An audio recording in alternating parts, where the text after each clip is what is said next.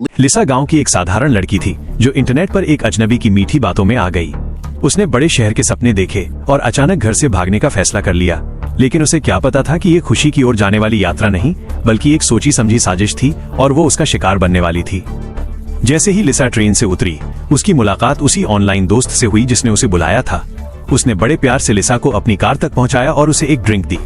लिसा को याद है कि वो पहली बार शराब का स्वाद चख रही थी और एक स्वतंत्र व्यक्ति के रूप में ये उसकी आखिरी याद बन गई।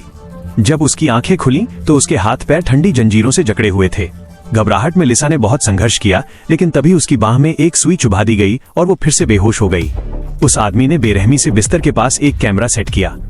किसी को परवाह नहीं थी कि इस बेचारी लड़की के साथ आगे क्या होने वाला है।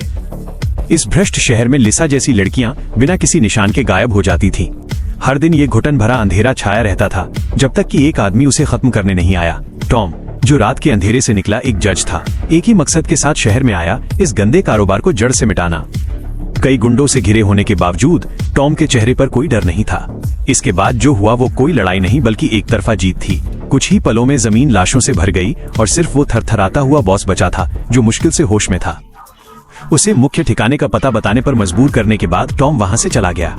उसी रात इस शहर में उसके प्रतिशोध की कहानी आधिकारिक रूप से शुरू हुई।